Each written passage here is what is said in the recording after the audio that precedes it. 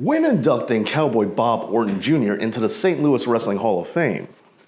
Wrestling icon Randy Orton said that St. Louis is a wrestling town. St. Louis rapper Nelly said, "It's going down, down, baby, Yo Street on a Range Rover." What if I told you that long before the promotional wars of AEW versus NXT, and even before WCW versus WWF, that there was an entire series of wars that determined the very fate of professional wrestling? And even though it affected things on a national level, it all stemmed from one great city. Well, this is that story, as we're about to take a trip down to the Show Me State, for this is the history of the St. Louis Wrestling Club. Alright, so when talking about the St. Louis Wrestling Club, a lot of this is going to have to do with one man, Sam Muchnick. But in order to tell his story properly, we actually have to go to someone that many would consider the biggest promoter of all time. And I don't mean Vince McMahon.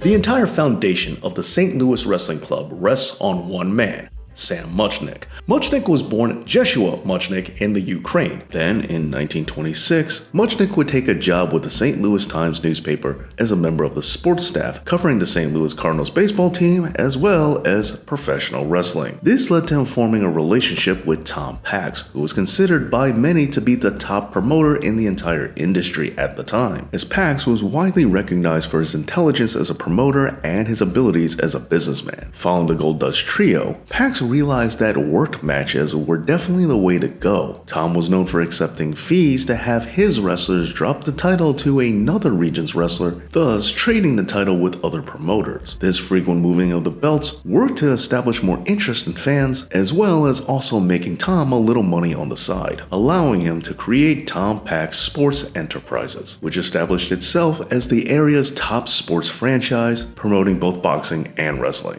But then, after the split of the Gold Dust Trio and the Great Depression, the industry needed a new attraction, and they found it with a wrestler named Jim Londos. Packs would partner up with Londos' manager, Ed White, who was also the chief promoter in Chicago. And while Londos did make a big name for himself under the promotion of Tootsmont and Jack Curley, White and Packs would manage to keep him out of the New York area, thus creating something of a promotional war between New York and the Midwest. Following this, Packs would become the top promoter in the industry as far as many were concerned, continuing to find new superstars such as Bill Longson, Freddie Blassie, and Lou Thez. However, it wasn't just talent in the ring, as he also managed to find talent outside of it, as he did when he hired a young sports writer named Sam Muchnick. Muchnick would serve as Tom Packs' loyal right-hand man for 9 years. That is, until one bout in particular would change everything.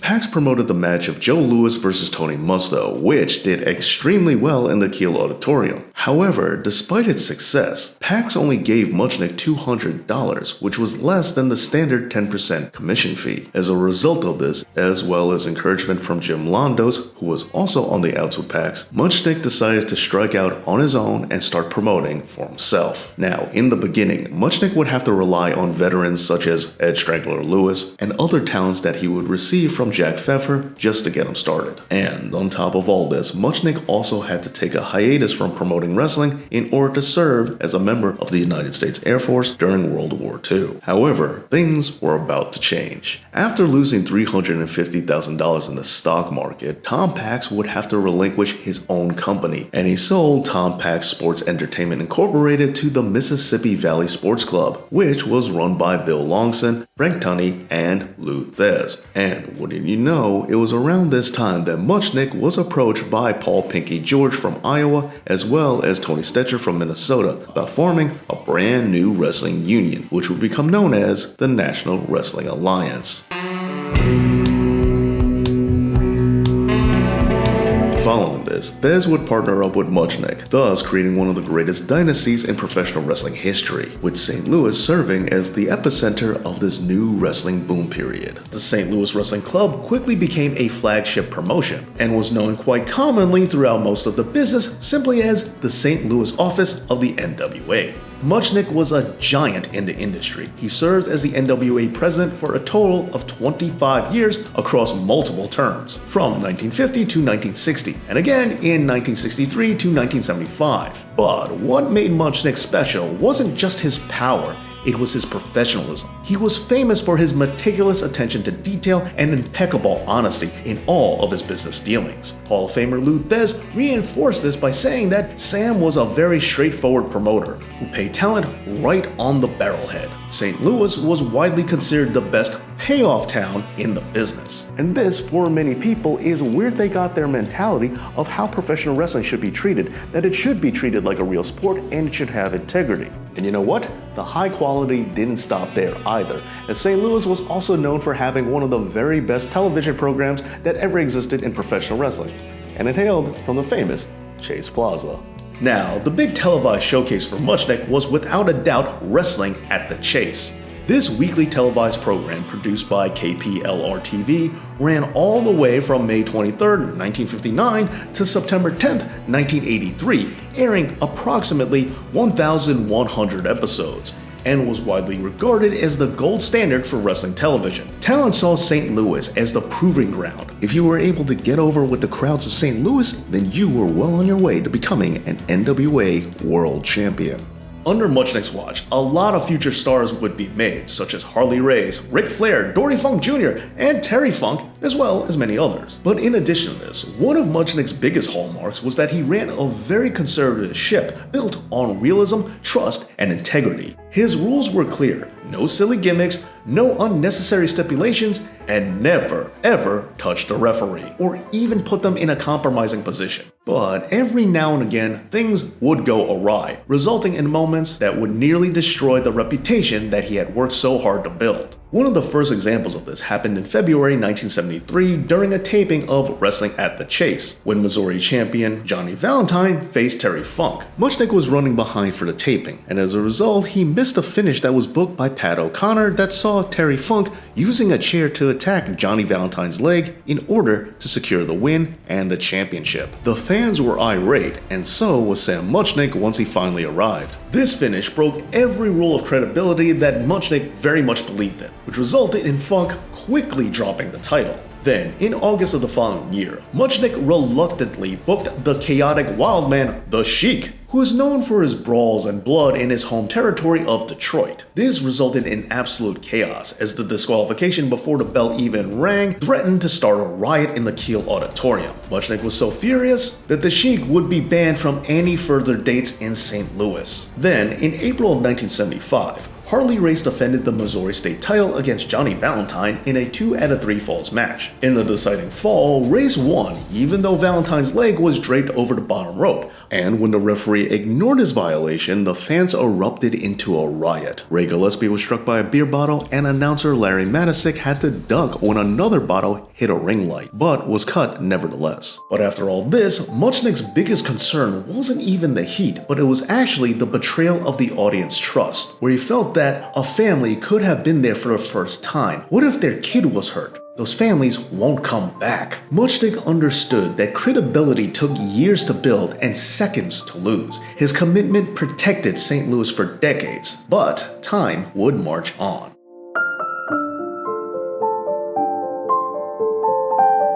Muchnick promoted his final card on January 1st of 1982, following his retirement. And from there, the St. Louis Wrestling Club would be sold to its other shareholders, including Vern Gagne, owner of the AWA, former 8-time NWA World Champion Harley Race, the aforementioned Pat O'Connor, as well as Bob Geigel, owner of the NWA Central States Territory in Kansas City, who would replace Muchnick as the new president of the St. Louis Wrestling Club Corporation. And this power shift immediately caused problems. And it would be the kind of problems that would create the third major war of St. Louis wrestling.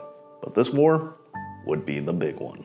Before we continue with the video, a big Patreon shout out to Mr. J, who could body slam an entire body of water. Ikari Garmin, who could drop kick all of the drop kick Murphys in one shot. Ron Hawthorne, who could back break your front. Magistray, who headlocked the Headless Horseman. And Harry Flynn, who gave a Boston crab to an actual crab from Boston. Well, he was actually from Worcester, but whatever, close enough. As well as to the rest of my awesome Patreon supporters, like Stephen Knight, aka The Legends of Legends. Welcome to the team. And if you want to be a Patreon, check out my Patreon page. Thank all of you so much.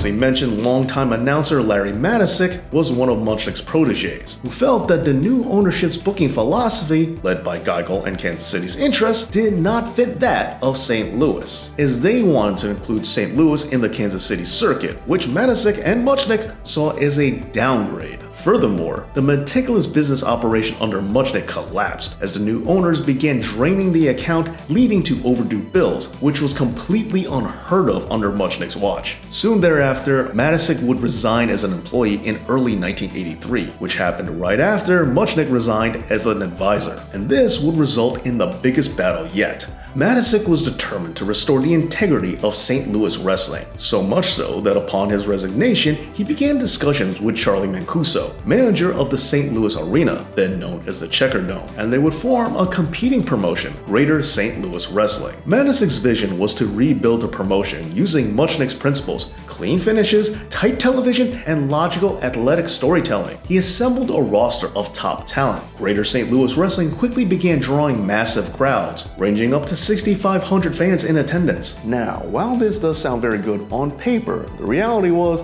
that St. Louis as a territory was really just cannibalizing itself. And while nowadays we all tend to think that competition is good for wrestling, in this case, that wasn't so, as one of the biggest hits in the Missouri War was just about to happen to the NWA, and it was a wound that was self-inflicted. In June of 1983, Harley Race defeated Ric Flair for the NWA World title in the Kiel Auditorium, and while this was a massive moment for all of professional wrestling, it proved detrimental locally, as the NWA World Champion would no longer appear at every Kiel Auditorium show, and therefore attendance quickly began to decline. And during this time, as the War of St. Louis began to reach its climax, a third party watched patiently in the shadows: Vincent Kennedy McMahon. With the St. Louis wrestling fan base pretty much being a house divided, Vince McMahon just had to vulture on in when the timing was right instead of going all aggro like he normally did in order to take a territory. As it turns out, competition in wrestling isn't always a good thing. As both St. Louis promotions duked it out, they would wind up hurting themselves just as much as they hurt each other, with the city's wrestling identity being caught in the crossfire. At this point, Wrestling at the Chase wasn't doing as well as it used to, and with the program being on since 1959, it seemed like things were going to change. Larry Matisick naturally assumed that he would be getting the time slot, and so when station owner Ted Koppler suggested that Matisick work with a young Vince McMahon, he decided to take his advice. But unbeknownst to him, the real plan was to get WWF television instead, with the last few episodes of Wrestling at the Chase actually being WWF programming, as the appeal of Vince McMahon's bright, colorful characters and Hulk Hogan was just too alluring and profitable for anyone to turn away, especially since the struggle between both St. Louis promotions resulted in them just splitting the audience. And while Wrestling at the Chase did become a WWF television show for a very brief amount of time, Vince wasn't even looking for that. He didn't want the time slot as much as he just wanted a foot